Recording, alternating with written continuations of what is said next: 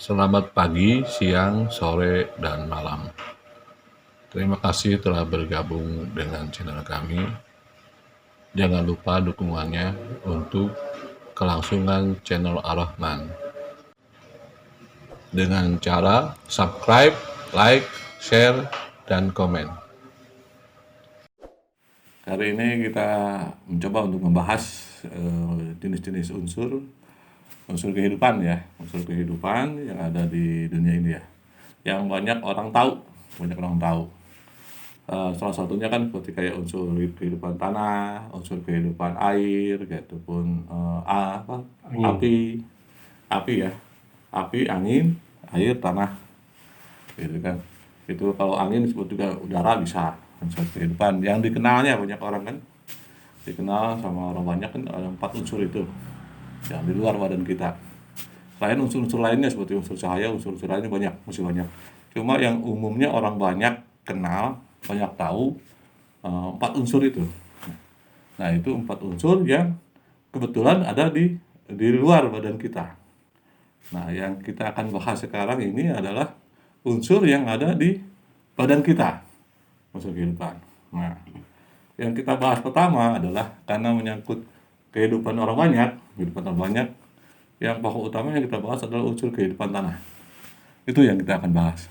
Jadi kan kalau misalnya di badan kita, kalau kita olah dengan baik, maka akan muncul unsur kehidupan tanah yang ada di badan kita. Dia akan aktif kalau kita bisa mampu mengolahnya dengan baik. Nah, jadi maksud saya begini, sebelum kita mengenal keluar tentang unsur-unsur alam yang banyak kan orang tahu, sebaiknya kita juga bisa untuk mengolah unsur kehidupan yang ada di badan kita sendiri. Ya seperti unsur kehidupan tanah nih, di badan kita nih, bagaimana cara mengaktifkannya. Nah, itu maksud saya ke situ.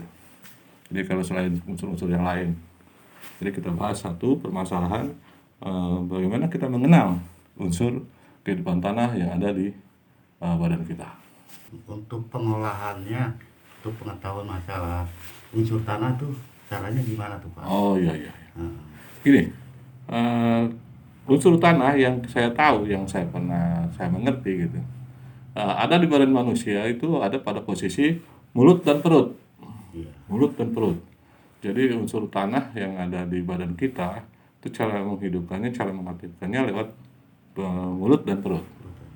Jadi yang perlu kita perhatikan adalah bagaimana caranya kita mengolah mulut kita untuk selalu berkata baik. Mulut kita jaga, perkataan kita baik, lalu kita makan pun yang baik-baik, yang minum pun yang baik-baik sebagai orang yang beragama Islam. Iya.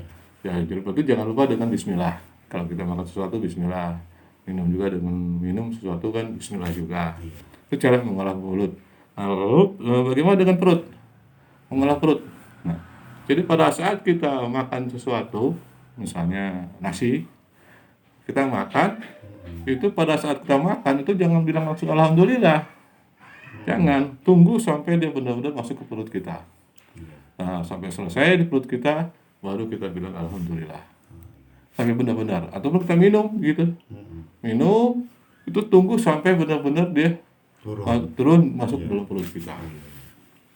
Nah, itu kalau dirutinkan seperti itu, maka dengan sendirinya unsur kehidupan tanah yang ada di raga kita ini, itu akan aktif dengan sendirinya. Nah, cirinya diaktif adalah apabila misalnya dia sedang berjalan, dia membutuhkan misalnya seperti kebutuhan hidup, itu dia dengan mudah dia jalan. Itu kelihatannya dari situ aja. Jadi kalau kita benar-benar makan, kita lihat makan, pada saat masuk itu kita kunyah dengan baik, terus kita telan terus sampai ke perut, sampai kita tahu percis ada di perutnya, itulah cara mengolahnya. Gitu. Ada lagi yang lain? Pertanyaannya, kenapa unsur tanah di sini tuh yang dominan itu di mulut dengan di perut? Untuk anggota tubuh lainnya itu bagaimana? Oh iya. Menurut pengalaman yang saya sendiri pernah olah, kalau hal-hal yang seperti kayak unsur api itu ada di bagian-bagian yang lain. Kayak cara mengolah unsur angin misalnya atau udara ada di bagian juga yang tubuh kita yang lain. Misalnya bagaimana caranya kita mengolah unsur misalnya air ada juga di bagian tubuh kita yang lain. Nah, yang sepengetahuan saya, kalau kita untuk ingin mengolah unsur tanah, itu lewat mulut dan perut.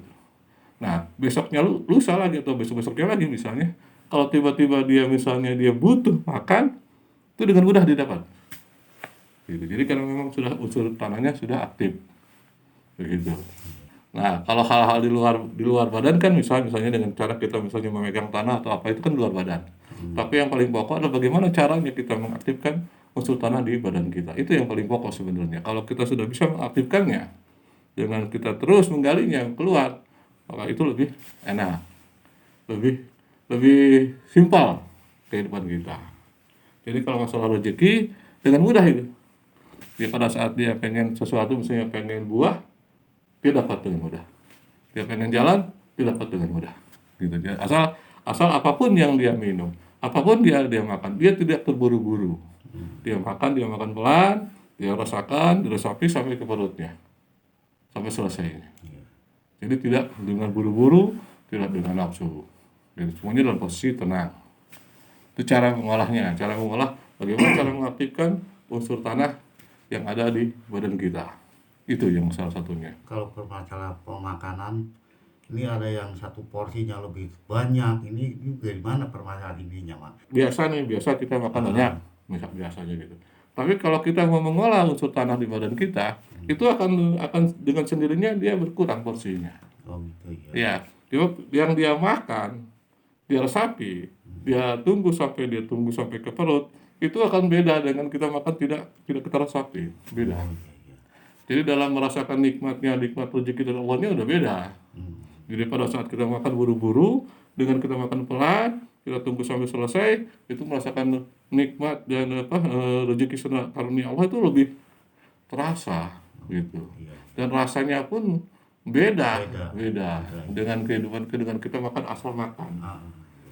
Jadi kunci utamanya adalah kita makannya tidak buru-buru, kita baca dulu sebelum makan, selesaiin makan sampai selesai, sampai betul-betul selesai. Jadi jangan dulu isi dulu sebelum ini sampai perut.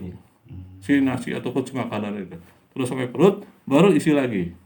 Itu akan beda. Mungkin hanya dengan beberapa suap sudah kenyang. Dan itu akan lebih banyak, lebih rasa syukur kita merasakan nikmat Allah lebih tinggi. Lebih tinggi, lebih bagus, lebih enak, lebih segar. Ya kebiasaan kalau yang nyuap itu berkali-kali ya coba dilatih mungkin. Ya, itu mungkin beda. Walaupun dia makan cuma 3 suap, orang itu makan sampai 10 suap atau 12 suap, tapi yang lebih sehat yang 3 suap itu. Walaupun misalnya dia makan cuma 2 suap, yang ini sampai 30 suap, tapi rezeki yang melimpahnya yang 2 suap itu. Karena dia merasa mensyukuri semua rezeki dan nikmat yang telah beri. Dirasakan, dia terima unsur tanahnya, dia yakin, dia aktif, maka dengan sendirinya.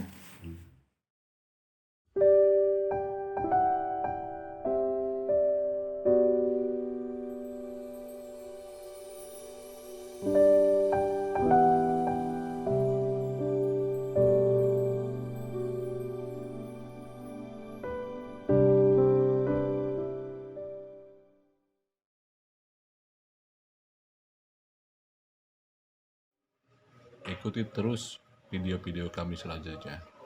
Thanks for watching.